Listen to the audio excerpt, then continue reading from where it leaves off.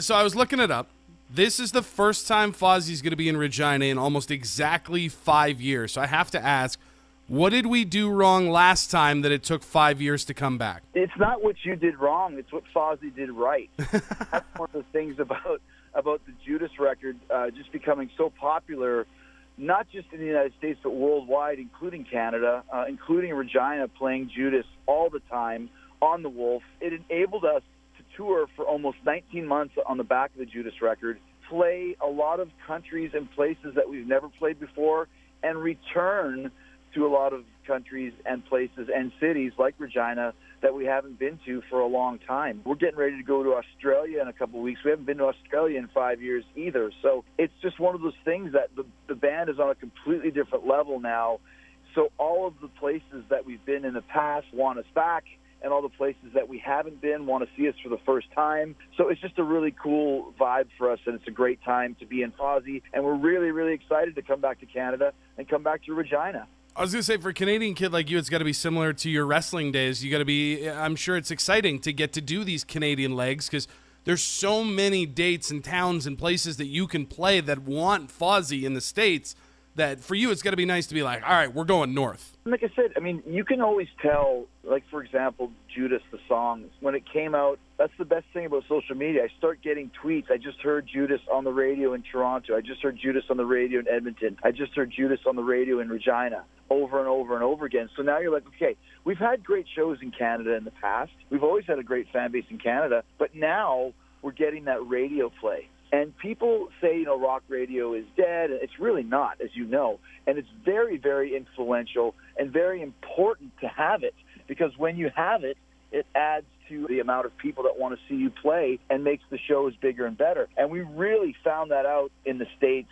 We've done, I think, 4 or 5 legs in the States, and the venues are getting bigger and bigger and bigger. We just had the biggest headlining show of our career at the House of Blues in Orlando. So now is the time to come back to Canada and do basically a full tour. And besides Vancouver, which we couldn't do just due to time constraints, we're playing pretty much the entire country, starting in the Maritimes and going all the way to Alberta with Calgary and Edmonton and everywhere in between. So, like I said, it's very exciting, not just the fact that I am Canadian, but just to know that there's this great rock and roll territory, this great rock and roll country, that now we're doing the biggest Canadian tour that we've ever had. We've never done a tour this big. I think Regina was more of a one-off because we were heading back from Seattle and had to book a couple shows along the way. But this is an official Canadian headlining tour, great tour package, great venues, and a lot of great people that are coming to see us, including all the Fozzy friends in Regina. It's been almost 20 years since you and Rich hooked up and got this whole thing sort of moving in this direction. Did you think you'd be world touring, album dropping, chart topping rock stars when you guys first started this out? I'm not going to say we didn't think of it. I think at first it was more of just kind of a side project, something that we wanted to do, and then suddenly, a funny thing happened on the way to the races where we realized that we're a great rock and roll band. We've got great chemistry. Let's really focus on this. And that's what we did since 2010 when we made Fozzy our priority.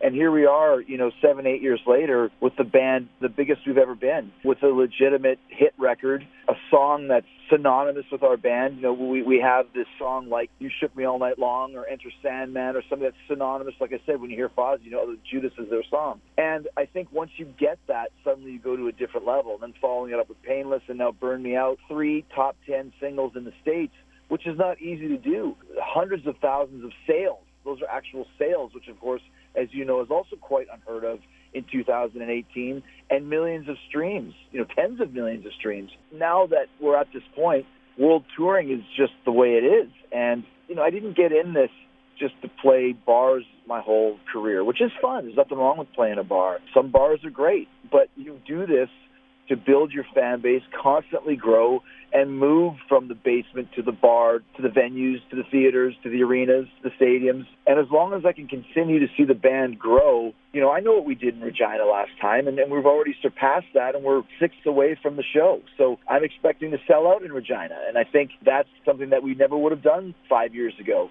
So you can see the movement and the growth, and it is really cool and very exciting. And it's something that now that we've had a taste of it, I expect nothing less of our band. In 2005, you guys dropped your first album of purely original songs. Back then, did you have any nerves about sort of becoming a songwriter, or did you find that it actually came naturally? I've been playing in bands since I was 13, and, you start cutting your teeth by writing, really kind of, immature, basic songs.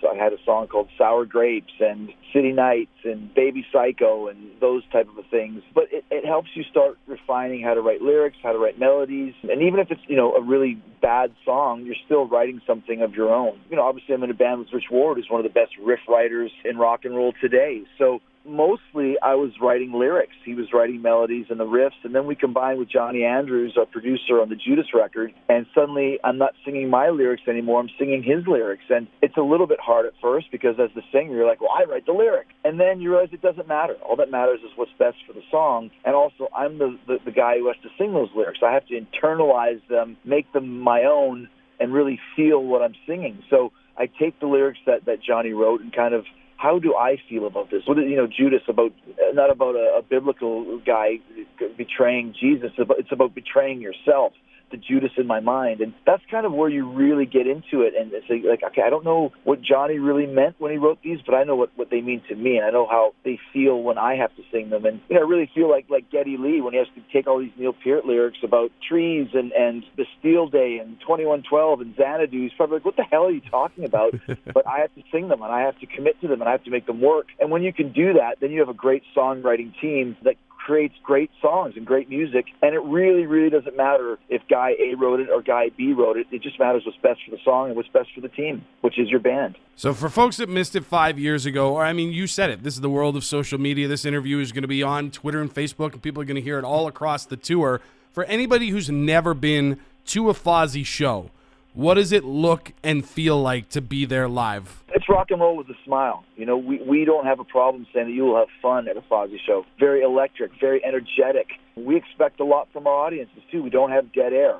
There's never dead air at a Fozzy show from note one till note done. If we're not playing or if I'm not doing some kind of a rap, you're chanting Fozzy, and that's the way we do it. And even we see people all the time walk into a Fozzy gig with no idea what they're going to get. Maybe they came to see the opening band, or maybe they came to see the band that we're going on before. But they always leave as Fozzy fans chanting our name almost kind of like by hypnosis. At first Fozzy's kind of an interesting name, but it's the easiest name to chant in the world. So, we leave it all on stage every night. We don't have flames and dragons flying from the ceiling. We are the show.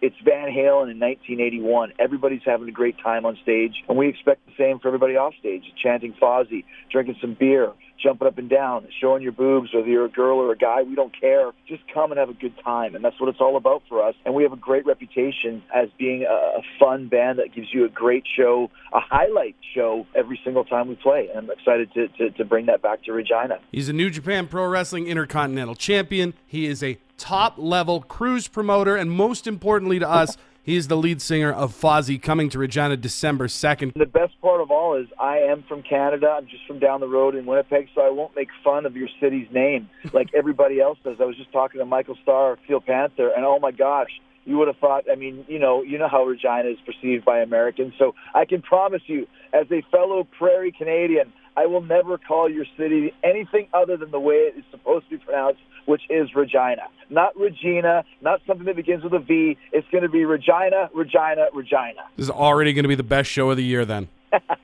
Chris Jericho, thank you very much for taking the time, man. Thanks, Batman. Well, we'll see you on December 2nd. We're really looking forward to it, man. The wheat is going to be on fire, baby. Regina's Rock Station, 104.9, The Wolf.